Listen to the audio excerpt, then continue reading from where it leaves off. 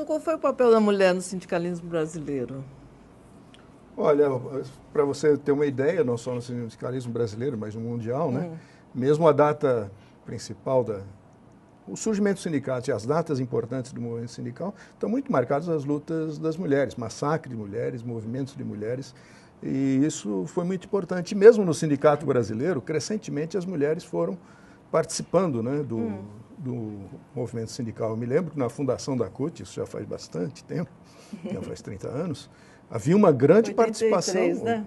Já faz 30 anos, 30 né? anos, Você tem praticamente isso, você tem uma participação muito grande de mulheres. Agora, acontece que isso é uma coisa que depende de país para país, né? Sim. Há países em que a mulher foi integrada no mercado de trabalho organizado, aquele que os sindicatos são mais fortes, mais tardiamente, né? Sim. Em outros, muito rapidamente, né? Arquimedes, como foi a reação dos patrões logo assim do surgimento dos primeiros sindicatos brasileiros? Aliás, quais foram esses primeiros sindicatos e qual foi essa reação? Acho que o filme mostra um pouco isso. A indústria têxtil era importante, né, professor, nesse período. Gráficos, têxteis, e as mulheres foram fundamentais, porque elas eram a grande maioria da mão de obra têxtil era feminina, né? Ou melhor, da mulher. E, bom, nesse período não havia tratativas entre relação capital e trabalho, era questão de polícia. Né? Essa foi a reação dos trabalhadores do Estado brasileiro. Né? Fez greve uma questão de polícia, de baderna, desordem social, não havia canais sequer de negociação. Mas eu queria voltar um pouco à questão das mulheres. Né? Acho que em toda a história, o problema é que a nossa visão sempre foi um pouco, né, masculina das coisas. Né? Então, as mulheres ficaram na invisibilidade de quase boa parte das lutas operárias. Né? E no Brasil também. E não só as mulheres, os negros também. Sim. Nós temos um registro de greves na Bahia de 1695. Não era um sindicato, mas era a greve dos escravos de ganho, por exemplo. Nós precisamos recuperar essa história, que diferentemente da Europa, aqui teve escravidão. E foi a escravidão dentro de um sistema capitalista. Né? Foi o trabalho escravo nas fazendas de café que financiou a industrialização de São Paulo. Portanto, era para acumulação de capital. Não era propriamente uma relação capitalista de trabalho, mas estava dentro da ordem capitalista. Né? E nós temos um compromisso com isso. Particularmente nesse ano, que é o Ano Internacional do Afrodescendente, né? Pela ONU, inclusive. Mas se fala tão pouco disso, mas se fala né? tão pouco, né? Mas novembro agora, dia 20, foi o dia da consciência negra, o dia de zumbi, né? Nós precisamos trazer também esses elementos. A CUT, no último boletim dela, no último jornalzinho, mostra uma greve da construção civil no Paraná, na década de 70, final da década de 70, mais ou menos com o novo sindicalismo aqui, que as mulheres tiveram uma participação extraordinária, mas não se tem um depoimento de uma dessas mulheres que participaram na construção civil. Né? Então nós precisamos tirar da invisibilidade tanto a mulher quanto o negro, né? E outra coisa, acho que é o grande desafio do sindicato hoje, é ir para dentro das empresas. Né? Nós estamos democratizando, há um avanço democrático significativo no Brasil, mas até a porta das empresas. Dali para dentro, os nossos patrões... Já houve uma época, dessas últimas décadas aí, de o sindicato ter mais possibilidades, estar mais dentro dos lugares de trabalho? Eu acho que não chegamos... Poucas experiências de comissões de fábrica e tal. No Brasil, os patrões não aceitam um comitê sindical de empresa ou uma comissão de fábrica, embora tenha sido regulamentado essa convenção 135 da OIT, né, professor? Mas a resistência é muito grande. Eles dizem o seguinte, da porta da empresa para dentro está tudo certo. O problema é com o escoamento da produção, é com o imposto, é com a carga tributária e tal, mas eles não querem olhar, por exemplo, para as doenças que estão ocorrendo dentro das suas empresas, né? Para o assédio moral, né? Há novas doenças aparecendo hoje. Se temos mais mutilações, temos mais doenças psíquicas hoje e tal.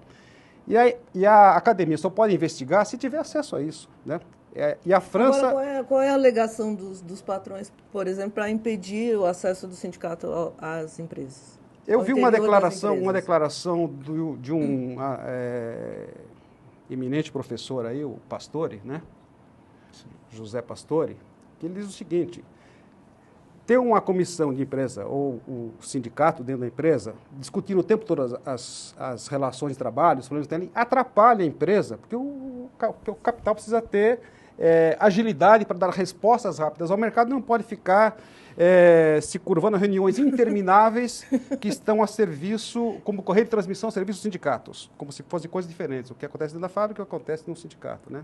Então, eles têm talvez tenha um pouco a ver com a herança colonial nossa, né? Sim. Com o escravismo, com o mandonismo, com essa cultura ainda. É um argumento do engraçado, senhor de escravos, porque né? todos os países que se avançaram muito tinham uma organização dos trabalhadores dentro da fábrica, os países, inclusive, que progrediram muito do ponto de vista do capital, a Alemanha. A Alemanha tem uma tradição de organização dos trabalhadores dentro da fábrica muito antiga. E, no entanto, digamos, isso não atrapalhou o progresso da Alemanha. Na Europa tem dois conjuntos de países. Um que está na lei isso, que é obrigado a ter a representação sindical, o comitê sindical de empresa, na França, né? Na França, na Espanha. Na Alemanha é negociada. Até na Espanha, na Alemanha é negociada.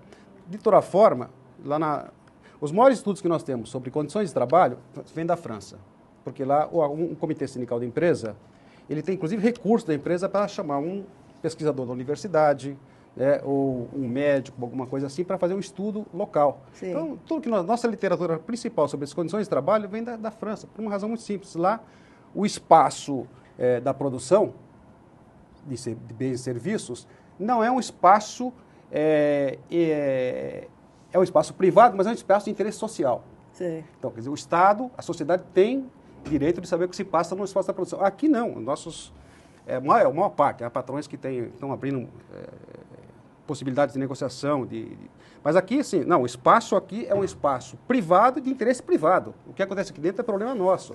São seres humanos, não, é um espaço de interesse social, né? Acho que eu quero convidar vocês para ver mais um vídeo. Ok, vamos lá.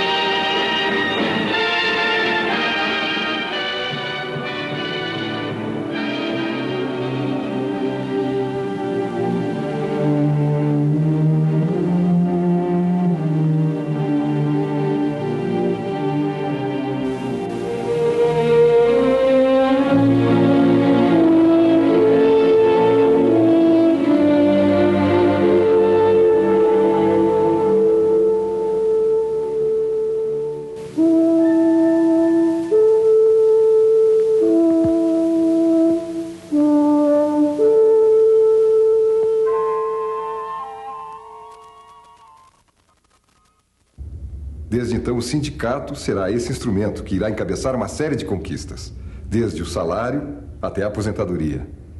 Não existe um único direito dos trabalhadores que não tenha sido arrancado na luta.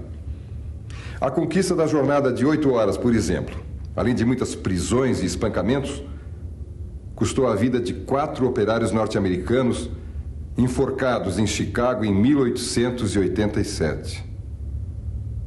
Foi esse episódio que transformou o 1º de maio em símbolo internacional da luta dos trabalhadores.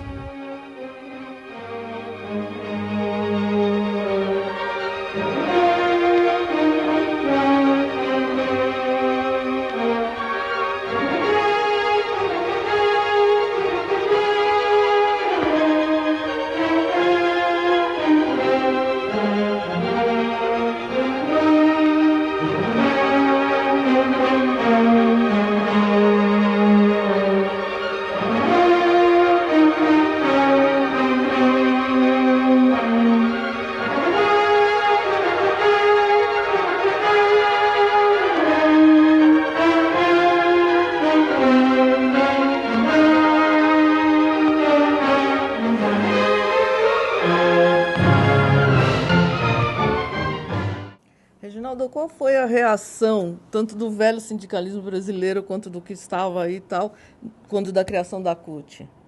A criação da CUT foi uma verdadeira novela, né?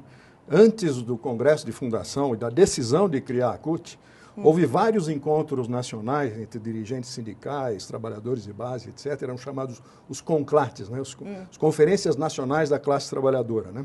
O primeiro deles foi feito na Baixada Santista, aqui perto de São Bernardo, né?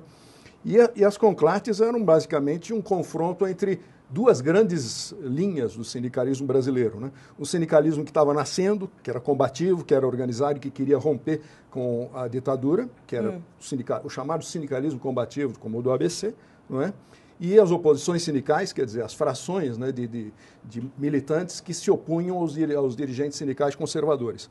Esse era um lado das conclates. O outro lado era organizado justamente pelos sindicatos, o que chamamos ainda hoje de sindicatos pelegos, ou sindicalistas pelegos.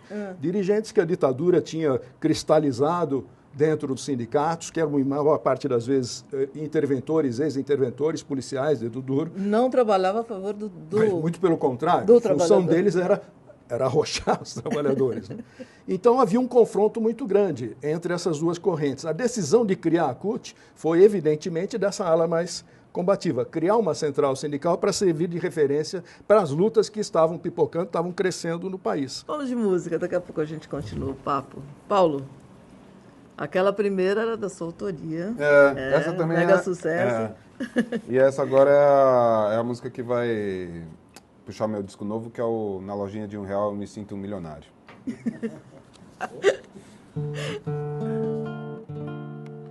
Na lojinha de R$1 eu me sinto um milionário, vasculhando corredores, escolhendo escorredores de prato, cores sortidas, baixelas de plástico. Fala, filhinho, fala o que você quer. Pega o brinquedo, pega, eu insisto. Filosofia de hoje, compro, logo existo. É lá que eu me sinto milionário. É lá que eu levanto meu astral. É lá onde eu gasto meu salário. É lá na lojinha de R$1. Copo tipo americano, puxadores de plástico, lançamento do ano, caixinha de elástico, dominó, baralho, isqueiro. Pago em dinheiro, pago em cash, gasto menos que 1 quilo de peixe. Aqui querer é poder. É lá que eu me sinto milionário. É lá que eu levanto meu astral. É lá onde eu gasto meu salário. É lá na lojinha de R$1. É lá que eu me sinto milionário. É lá que eu vejo tudo azul. É lá onde eu gasto meu salário. É lá que eu me sinto na das luzes.